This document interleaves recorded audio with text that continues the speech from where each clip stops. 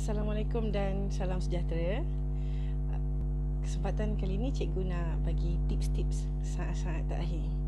Okay, kita mulakan dengan tips kertas 1. Okay, dalam kertas 1, masa diperuntukkan adalah 1 jam suku untuk 50 soalan. Banyak 50 soalan. Perkara yang pertama kamu buat adalah dengan tenang kamu baca satu-satu soalan. Dalam kertas 1 ada 2 jenis soalan. Satu soalan kira-kira, satu soalan teori. Dalam soalan teori ada 2 jenis soalan. Satu soalan yang betul-betul memerlukan fakta. Maksudnya dia bagi fakta memang tepat. Biasanya pelajar senang jawab soalan ni. Satu soalan yang dia bagi ayat panjang-panjang yang agak confuse. Ada perbezaan dekat ayat-ayat. Jadi kalau soalan kira-kira, kalau kamu tak bagus dalam kira-kira, tinggalkan dulu. Tanda, tinggalkan. Tanda, tinggalkan. Kecuali kamu baca sekali arung, sekali lalu kamu baca, kamu tahu dah nak jawab yang mana. Dan kira. Kira tak dapat, fikir sekejap. Kira lagi, kalau tak dapat, tinggal dulu. Sebab banyak lagi soalan. Jangan habis masa untuk mengira yang satu tu. Kemudian soalan teori, baca betul-betul. Baca. Kalau ada bagi gambar rajah, mungkin ada pembayang pada gambar rajah. Baca ayat soalan betul-betul. Jadi, dalam soalan teori ni, bila kamu baca, kamu yakin pilihan jawapan A, B, C, D tu, kamu yakin, okey, yang ni bukan jawapan dia, yang ni bukan jawapan dia. Potong terus, eliminate terus. Sampai yang kamu ragu. Jangan balik nadu. Jangan baca bismillahirrahmanirrahim. Jangan, macam tu jangan. Fikir tu. Katakan kamu fikir, kamu tak dapat, kamu tanda dulu. Tanda dulu, buat jawapan lain. Jadi kamu jawab satu soalan, page 2 page kan. Jawab satu page, hitamkan. Jawab satu page, hitamkan. Jadi bila pemeriksa kata masa tinggal 15 minit, kamu tinggal check nombor 1 tu match tak dengan jawapan yang kamu hitamkan. Nombor 2 match tak dengan jawapan yang kamu hitamkan. Jangan kumpul sampai ujung. Nanti tinggal 15 minit kamu panik. Lagi nak selak, nak hitamkan. Jangan. Habis satu page, hitamkan. Habis satu page, hitamkan. Okay? InsyaAllah cukup masa. InsyaAllah. Kamu dah ready. Cikgu tahu kamu dah ready. Don't worry. Kamu kan super pro kan. Kamu sangat ready. Okay, kertas 2. Bahagian A, bahagian B, bahagian C. Bahagian A, kamu jawab 1 jam setengah. 1 jam setengah. 1 jam. Bahagian B, bahagian C, setengah jam. Itu peruntukan masa dia. Ada je soalan definisi, tak ingat, rujuk formula. Formula boleh jadikan definisi, tapi jangan tulis formula. Tulis maksud formula tu. Kalau confuse, nak tulis apa ya? Dia bagi K, dia bagi ciri. Nak tulis K ke nak tulis ciri? Tulis dua-dua.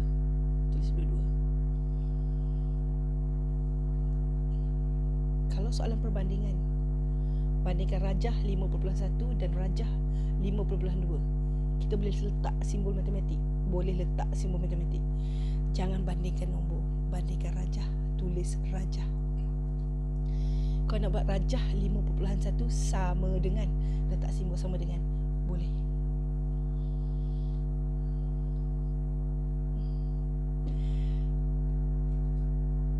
Kalau dalam kertas 2, ayat soalan jangan jadikan ayat jawapan. Kalau soalan tu cerita menurunkan voltan, jangan perkataan menurunkan voltan sebagai jawapan. Tapi kalau tak ada idea, pakai je lah. Kalau soalan tu cerita meningkatkan haba, jangan jadi perkataan haba bertambah, haba berkurang sebagai jawapan. Ayat soalan jangan jadi ayat jawapan. Ayat soalan adalah pembayang kepada jawapan. Soalan esei B dan C ada 2. Satu soalan form 4, satu soalan form 5. Kalau tak tahu, jangan jawab dua-dua. Kalau tahu, jangan jawab dua-dua.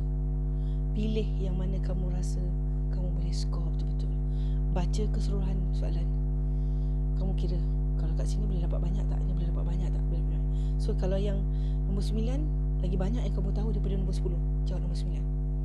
Kalau nombor 10 lagi banyak yang kamu tahu daripada nombor 9, jawab nombor 10. Okey, nombor 9 dengan nombor 10 sama-sama tak tahu. Jawab nombor 9, jawab form 4. Kenapa? Form 4 punya sikit istilah sain, kurang. Bermaksud kalau kamu pakai ayat biasa, berkemungkinan besar boleh jadi markah penuh.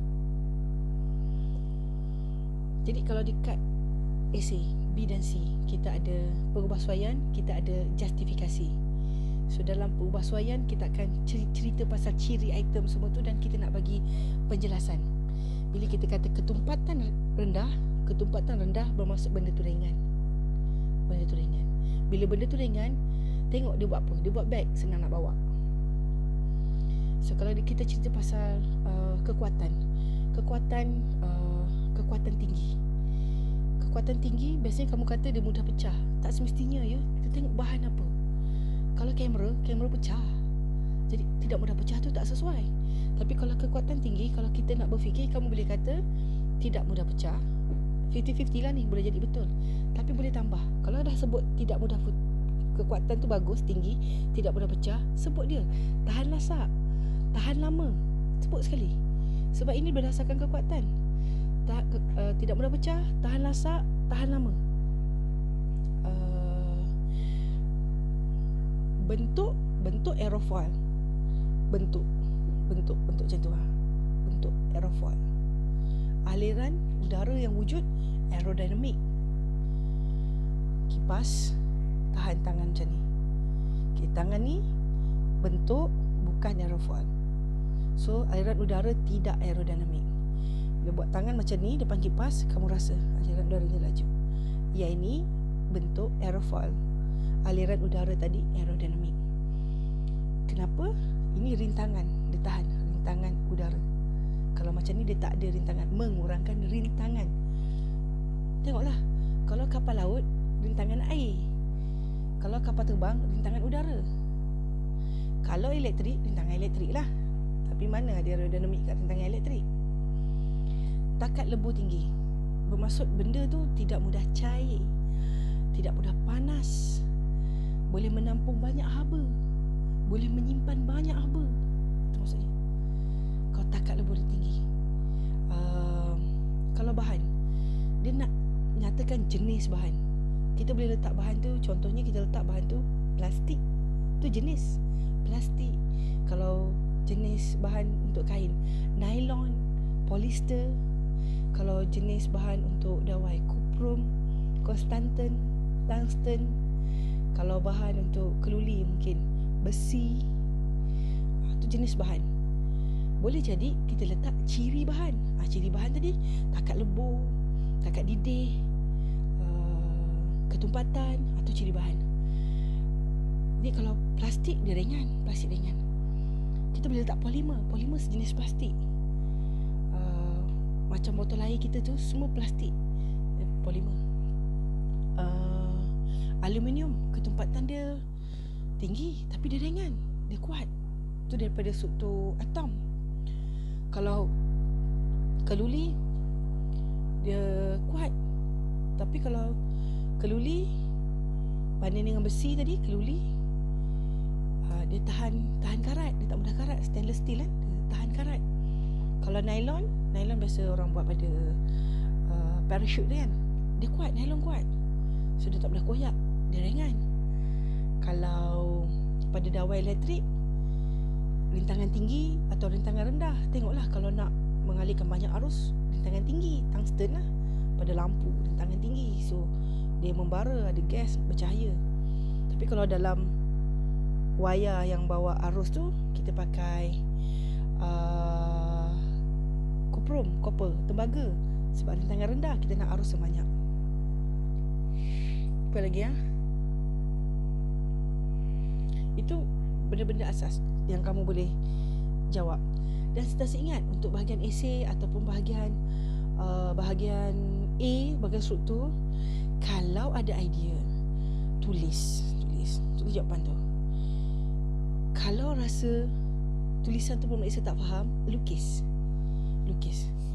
Macam cikgu pernah sebut, cikgu pernah cerita pasal pelajar tu, dia tak tahu nak sebut bentuk larus, bentuk tirus, bentuk yang menghasilkan aerodinamik, bentuk bujur macam telur. Jadi dia lukis. Lepas tu dia buat anak panah. Dia kata bentuk seperti ini. Sekejap cikgu bagi contoh. dia buat macam ni. Tapi nampak terbalik lah sebab cikgu pegang mirror effect. So diterima, benda tu diterima sebagai jawapan. Lepas tu cikgu pernah cerita, ada pelajar tu cikgu bagi soalan, dia buat kasut, dia tak tahu nak sebut kasut tu kena ada spike, berpaku. So dia lukis paku, dia lukis gambar kasut, lepas tu dia buat anak panah macam ni. So dia nak beritahu kasut pelari tu pakai kena ada paku. Terima. Sebab itu penalti pada tata bahasa. Kita tak penalti dia pada tata bahasa sebab dia tak tahu istilah tu. Benda tu dia diterima. Tu untuk kertas 2. Jangan takut untuk lukis. Jawab dalam bentuk poin. Kalau yang 10 markah tu kau boleh buat dalam bentuk jadual supaya kamu nampak apa item yang dia minta, kamu dah tulis. Dia bagi nombor-nombor, jangan bagi nombor tu. Tulis besar atau kecil. Jangan sebut sederhana. Besar atau kecil. Lebih kurang tak boleh. Lebih kecil dari, kecil dari, besar dari. Lebih kurang tak boleh. Bila soalan pilihan bahagian C, soalan 11-12, kamu kena tulis dengan jelas. Saya pilih. Tulis apa? Saya pilih. Kena sebut. Kalau kamu tulis saya pilih, walaupun kamu salah, kamu ada peluang untuk dapat 9 markah maksimum kalau kamu salah pilih. Tapi kalau kamu tak pilih, markah maksimum yang kamu boleh dapat 4/10. Sentiasa tulis saya pilih. Jangan lupa perkataan saya pilih. Okey, itu kertas 2. Untuk kertas 3, 1 jam 1 jam setengah. Ya ke 1 jam setengah? 1 jam setengah. 1 jam untuk bahagian A, setengah jam untuk bahagian B. 1 jam untuk bahagian A, setengah jam untuk bahagian B. Risaukan bahagian A dulu, 28 markah. Kamu mesti dapat 28/28. Tenang-tenang, baca alat betul-betul. Kalau alat tu pembaris boleh baca sehingga 2 titik perpuluhan ataupun 1 titik perpuluhan. Tengok dia bagi pembaris meter 1 titik perpuluhan, cm je kan. So 11 cm, 11.1 cm ada ke? Tengoklah pembaris dia bagi apa. Jangan tambah titik perpuluhan. Kalau angkop vernier boleh baca 2 titik perpuluhan. Kalau unit dia cm, jangan buat 3. Tak boleh, salah. Tengok betul-betul alat dia, ikut titik perpuluhan dia bagi. Jangan bunda pada jadual. Ambil 4 titik perpuluhan. Bunda masa plot graf, masa garis graf. Pegang pensel. Macam mana? Pegang pensel betul-betul macam ni, satu garis lurus. Garisan dia tak nak tebal nipis, tak nak double. Kita tak nak hilang markah pada garisan. Betul-betul. Bila kita buat soalan nombor 2, bila kita panjangkan garis, kita buat garis graf, segitiga graf kita mesti besar. Unit mesti ada. Cikgu garisan dia nak putus-putus ke tak putus-putus, tak kisah. Mesti garis. Tak putus pun tak apa, mesti garis. Langkah berjaga-jaga. Pastikan mata serenjang dengan skala bacaan. Alat apa dia pakai? Pembaris. Skala bacaan pembaris. Kalau soalan tu pasal elektrik, skala bacaan voltmeter. Kalau soalan tu pakai kira isi padu, dengan skala bacaan silinder penyukat. Kalau pasal haba, dengan skala termometer. Mata berserenjang dengan skala bacaan, sebut nama alat untuk mengelakkan ralat paralax. Kemudian untuk bahagian eksperimen, habiskan masa betul-betul fikir pemboleh ubah. Fikir lama sikit. Mesti ada hint pada gambar rajah, pada ayat soalan ataupun pada radas. Mesti ada hint. Baca betul-betul. Dapatkan pemboleh ubah yang betul. Andai kata kalau pemboleh ubah kamu terbalik, paling kurang kamu akan dapat 3 markah kalau terbalik. Kalau pemboleh ubah kamu tak terbalik dan betul, paling kurang kamu dapat 8 markah. Banyak dah tu. Jadi ayat yang pertama dia akan tanya inference. Kamu akan kata semakin bertambah ataupun semakin berkurang. Siapa yang berkurang, siapa yang berkurang ataupun siapa yang bertambah, kamu punya pemboleh ubah. Contohnya pemboleh ubah kamu yang bertindak balas adalah daya, yang dimanipulasi adalah jisim. Semakin bertambah jisim, semakin bertambah daya. Contoh. Jadi kamu punya ayat hipotesis, daya dipengaruhi oleh jisim. Contoh. guna perkataan dipengaruhi, ataupun jisim mempengaruhi daya. Contoh, guna perkataan mempengaruhi. Kemudian tujuan, mengkaji hubungan antara daya dan jisim. Mengkaji hubungan antara siapa dan siapa. Siapa dan siapa itu adalah pemboleh ubah, bertindak balas dan dimanipulasi. Kemudian kamu buat penjadualan. Buat jadual 4. Buat bentuk 4 segi kotak. Buat jadual. Dekat jadual tu tulis pemboleh ubah. Macam tadi contoh dia, cikgu letak jisim kan, simbol jisim M, unit jisim kg. Kemudian yang bertindak balas daya F, unit daya Newton N. Buat jadual. Buat je macam ni je. Dah boleh dapat markah dah. Macam ni je. Tapi kalau kamu ada idea, jisim tu kamu naikkan. Contohnya kamu naikkan jisim tu sebanyak 100 gram. Jadi 0.1, 0.2, 0.3, 0.4, 0.5 pun dah boleh. Macam ni. Minimum 5 bacaan, dapat markah ekstra. Tapi kau tak tulis ni tak apa. Dah dapat dah. Itu penjadualan. Kemudian dia minta kamu analisis data. Bila kamu analisis data, paksi X adalah pemboleh ubah yang dimanipulasi. Tadi contoh cikgu bagi jisim kan.